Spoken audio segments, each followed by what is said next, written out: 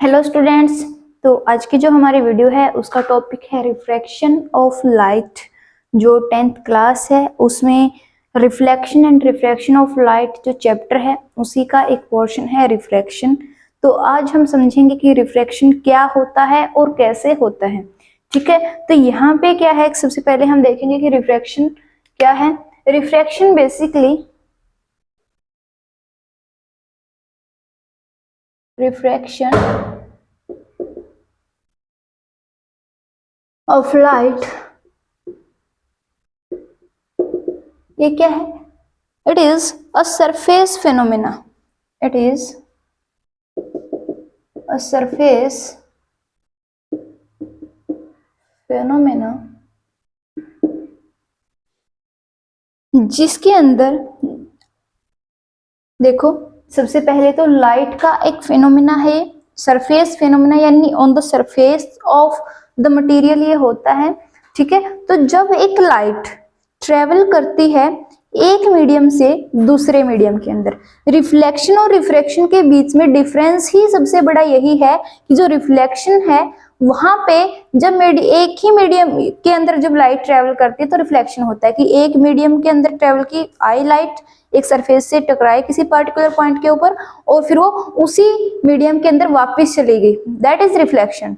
ठीक है, अब ला जो है वो हम उसके डिस्कस नहीं कर रहे हैं, जस्ट ये कि एक ही मीडियम के अंदर क्या किया, लाइट जो इंसिडेंट और जो रिफ्लेक्टेड वो सेम मीडियम में रही। बट अब जो है जब लाइट एक मीडियम से दूसरे मीडियम में ट्रेवल करेगी तब होगा रिफ्रैक्शन। ठीक है, तो कैसे होगा, जब एक मीडियम से दूसरे मीडियम में जाएगी तो जो लाइट है अपने पाथ से, जो ओरिजिनल उसका पाथ है उससे क्या हो जाएगी, समवट डिफ्लेक्ट हो जाएगी, समवट जो डेविएट हो जाएगी। ठीक है, तो वो अपने ओरिजिनल पाथ से भटक के इधर उधर जाएगी। अब वो इधर उधर दो तरीकों से जा सकती है, वो हम यहाँ पे अच्छे से डायग्राम की हेल्प से समझेंगे। ठीक है, तो यहाँ पे क्या है कि सिंपली ये समझो कि जो रिफ्रैक्शन है वो क्या है, एक सरफेस फिनोमेना, यानी on the surface of the material ये होगा जो शाइनी सरफेस होता है। ठीक है, एंड कब होता है, व्हेन लाइट रे enters from one medium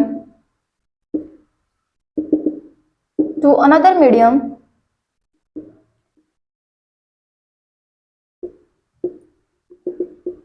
then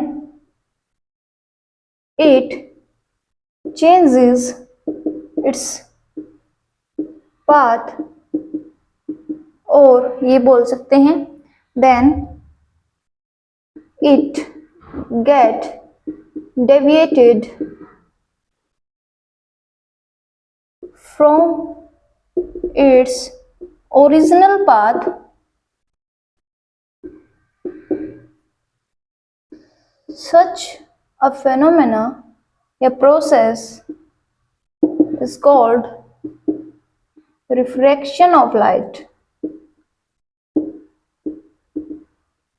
ठीक है, तो जब एक लाइट रे जो है, जब एक रे ऑफ लाइट या लाइट रे जो है वो क्या करेगी, एक मीडियम से दूसरे मीडियम में जब जाएगी तो उस टाइम क्या होगा, वो अपने पाथ को चेंज कर लेगी, यानी अपने ओरिजिनल पाथ से क्या हो जाएगी, डेविएट हो जाएगी, डिफ्लेक्ट हो जाएगी। तो उस प्रोसेस को हम क्या बोलते हैं, रिफ्रैक्शन ऑफ लाइट। अब वो जो डेविएशन है या जो डिफ्लेक्शन है वो दो तरीकों से होगा, वो डिपेंड करता है मीडियम के ऊपर। यहाँ पे जब दो मीडियम की हमने बात की है तो यहाँ पे जो मीडियम है दो टाइप के होते हैं, रेयरर एंड डेंसर। दो टाइप के मीडियम होते हैं, एक होता है रेयरर, एक होता है डेंसर। तो देखो यहाँ पे अगर जो लाइट का जो डिफ्लेक्शन है, डेविएशन है अपने ओरिजिनल पाथ से, वो कैसा होगा या वो किस तरफ होगा, वो डिपेंड करता है कि वो रेयरर से डेंसर में जा रही है या डेंसर से रेयरर में जा रही है। ठीक है, तो इसके ऊपर डिपेंड करेगा कि डिफ्लेक्शन किस साइड होगा। तो यहाँ पे अभी सिर्फ हमने डेफिनेशन जो है, स्टेटमेंट जो है वो देखी है कि जो रिफ्रैक्शन ऑफ लाइट है वो होता क्या है।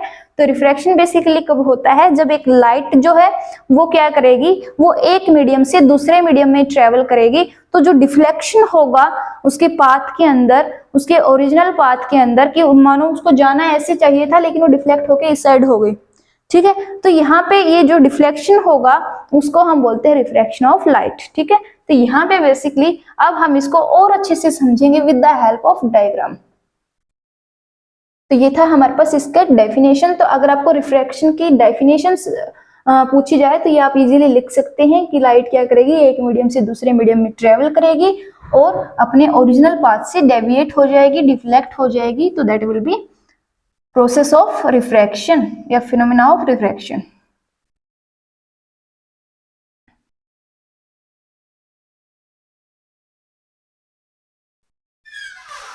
तो यहाँ पे जो डायग्राम है वो हम बना लेते हैं। मानो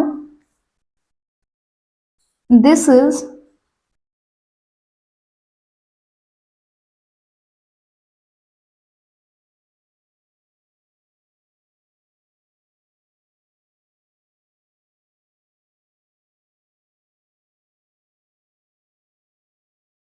मान लो ये हमने एक ग्लास स्लैब ले ली, बहुत अच्छी नहीं बनी है, ठीक है, थोड़ा सा ऊपर की तरफ बनाएंगे हम ताकि अच्छे से बन जाए।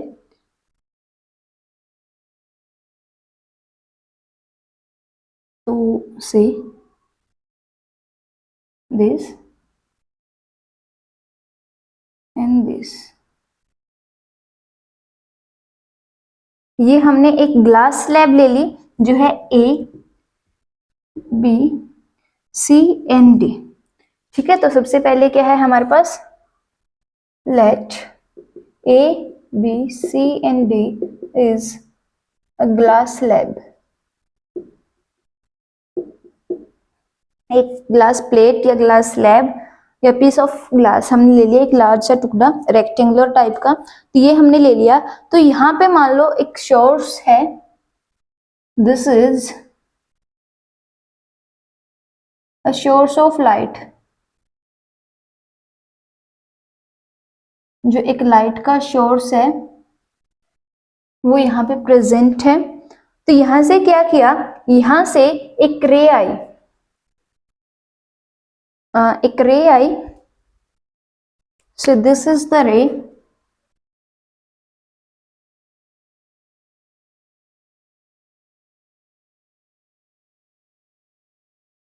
तो यहाँ पे एक रे आई, इस रे को हम बोलेंगे incident ray, this is called incident ray.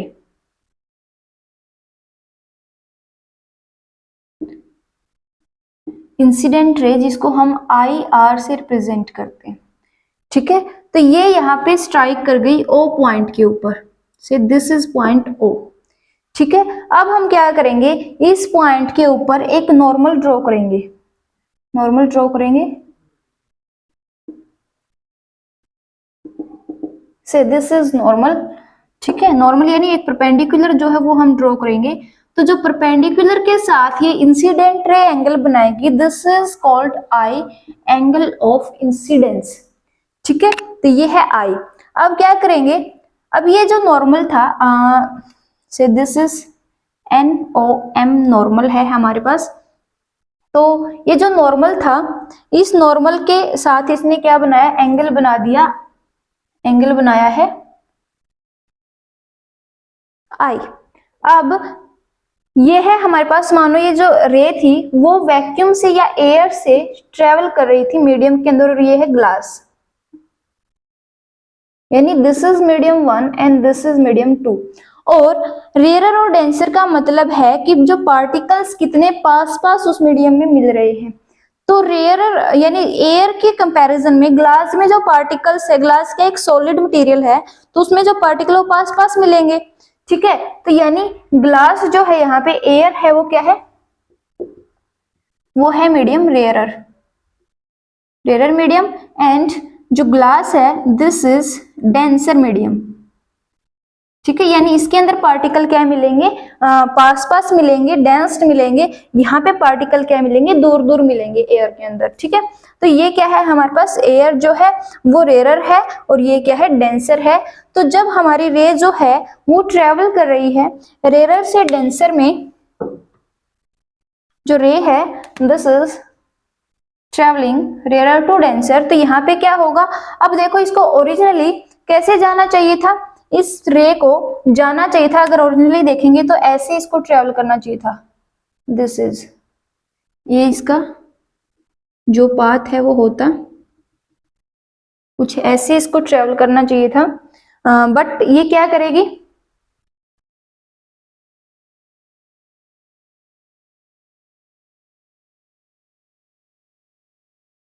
तो ऐसे इसको ट्रेवल करना चाहिए था, बट ये क्या करेगी, ये खुद के पाथ को बेंड कर लेगी टुवर्ड्स द नॉर्मल, ये कुछ ऐसे आएगी, यहां पे आएगी। ठीक है, तो ये क्या है हमारे पास, ये बन जाएगा angle of, this is called R, angle of refraction, और ये है हमारे पास रिफ्रैक्टेड रे, आर, आर से हम इसको रिप्रेजेंट करेंगे। तो यहाँ पे क्या था, जब हमारे देखो यही हमने बोला था कि जो रिफ्रैक्शन क्या है, रिफ्रैक्शन बेसिकली एक सरफेशियल जो सरफेस फेनोमेना यानी सरफेस के ऊपर होगा, यहाँ पे जो हमारे पास सरफेस है ए बी, इसके ऊपर यहाँ पे सरफेस के ऊपर ही ये फेनोमेना हुआ कि यहाँ से क्या करी, जो लाइट है वो एंटर कर गई, और लाइट ने जैसे ही एंटर किया अपने पाथ से वो क्या होगी, डिफ्लेक्ट होगी, क्योंकि वो एक मीडियम से दूसरे मीडियम में जा रही थी। ठीक है, यानी रेयर टू डेंसर वो जा रही थी, तो उस टाइम क्या हुआ, वो खुद को बेंड कर लेगी टुवर्ड्स द नॉर्मल। ठीक है, तो इन दिस केस व्हेन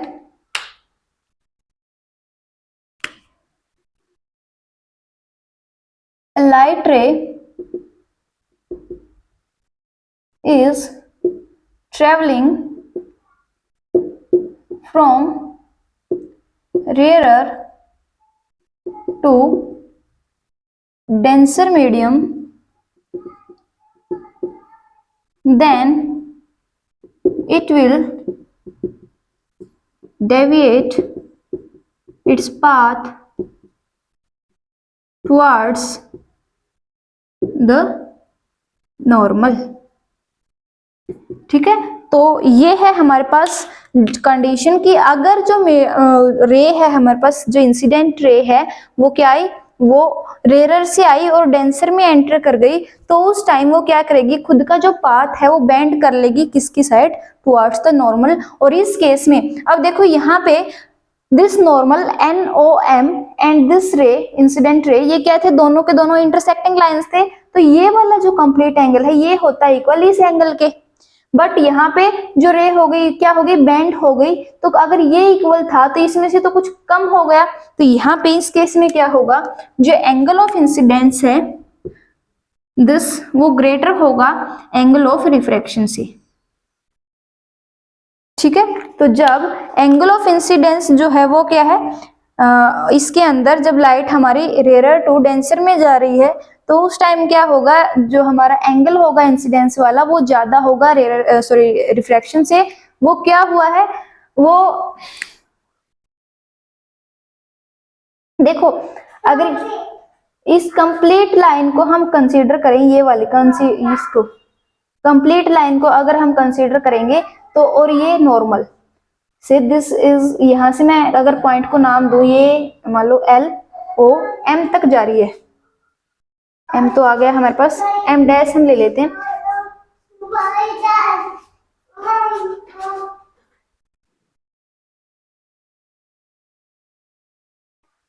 तो यहाँ पे मान लो जो पॉइंट है उसको हमने नाम दिया LOM डैश, इसको दे दिया क्योंकि M हमने पहले यूज कर लिया। तो ये जो LOM डैश है ये वाली लाइन और जो नॉर्मल है NOM, ये दोनों क्या है, इंटरसेक्टिंग लाइंस है, और इंटरसेक्टिंग लाइंस होंगी तो ये वो जो कंप्लीट एंगल आई है this is equal to angle this, ये कंप्लीट यानी जो नॉर्मल और जो ओरिजिनल पाथ था लाइट का इसके साथ जो बनेगा उसके इक्वल होगा।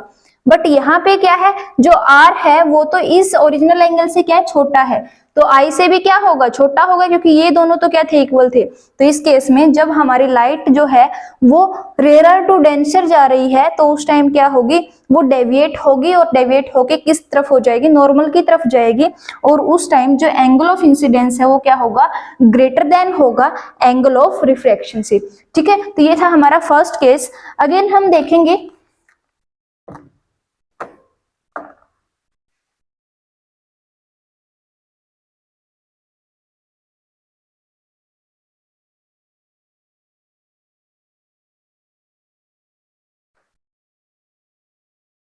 तो यहाँ पे हमने देखा कि जब लाइट ट्रेवल कर रही है रेयरर टू डेंसर तो किसकी तरफ जा रही थी, टुवर्ड्स नॉर्मल। एंड जो एंगल ऑफ इंसिडेंस है वो क्या है, वो ग्रेटर देन था किससे, एंगल ऑफ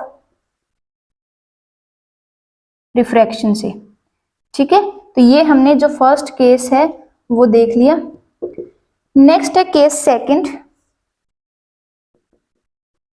अगर जो रे है वो जा रही है डेंसर से रेयरर की तरफ, तो इसी को आगे हम कंटिन्यू करेंगे कि यहां पे देखो, अगर तो यहाँ पे अब देखो इसी ग्लास स्लैब की अगर हम बात करेंगे तो अगेन हमारे पास जो सरफेस आ गया वो है डीसी। डीसी जो सरफेस है वो दो मीडियम को सेपरेट करा है, जैसे ए बी करा था, ए बी रेयरर और डेंसर को सेपरेट करा था, वैसे ही डीसी जो हो डेंसर और रेयरर को सेपरेट करा है। तो अब जो लाइट है हमारी ट्रेवल करके कहाँ से आई है, वो डेंसर के अंदर से आई है। तो इस पॉइंट के ऊपर जो हमारी रे होगी रिफ्रैक्टेड रे, वो क्या करेगी, वो रिफ्रैक्टेड रे इंसिडेंट रे का काम करेगी, इंसिडेंस रे का काम करेगी।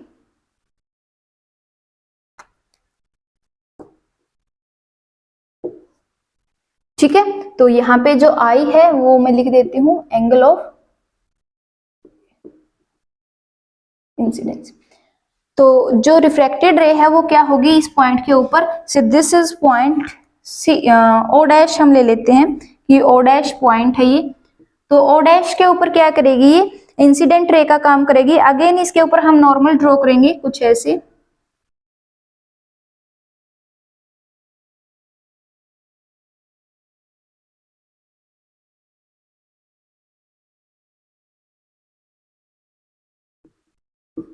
हाँ, तो इसके ऊपर हमने नॉर्मल ड्रॉ कर लिया, say this is N dash, O dash, M dash.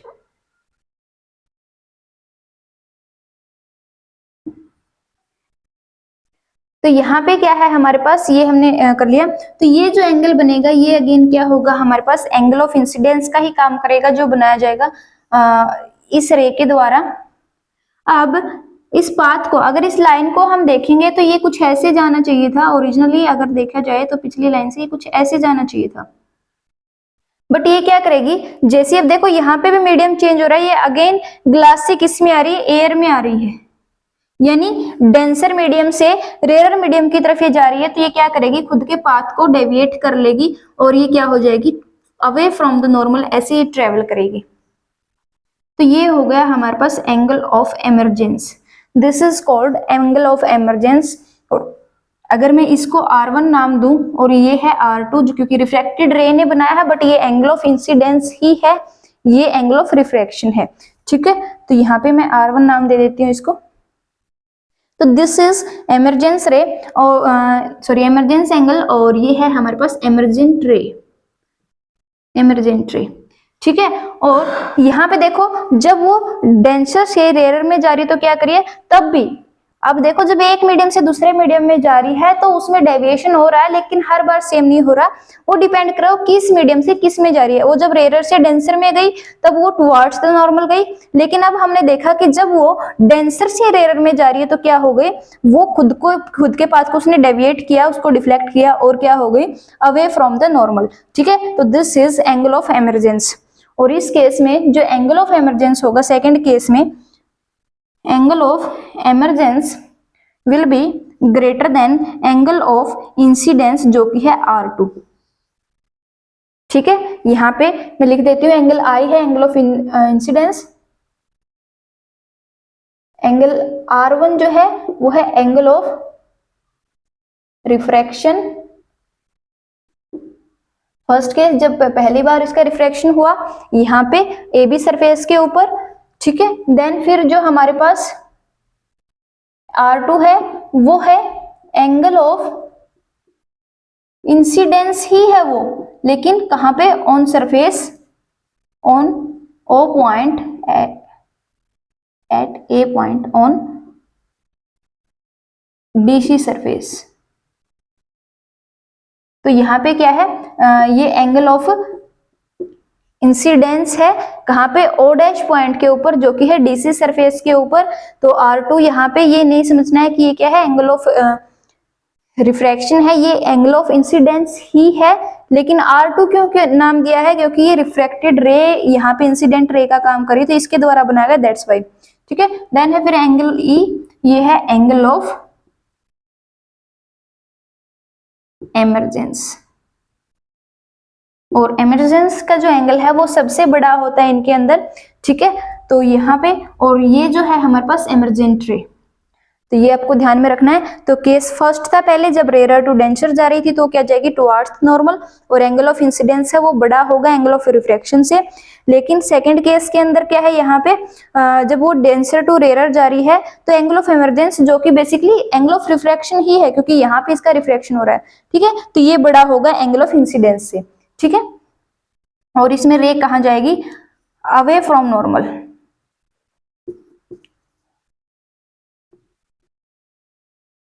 ठीक है। तो ऐसे जो है वो रिफ्रैक्शन होता है कि जो लाइट है वो एक मीडियम से दूसरे मीडियम में ट्रेवल करेगी तो अपने पाथ से डिफ्लेक्ट हो जाएगी।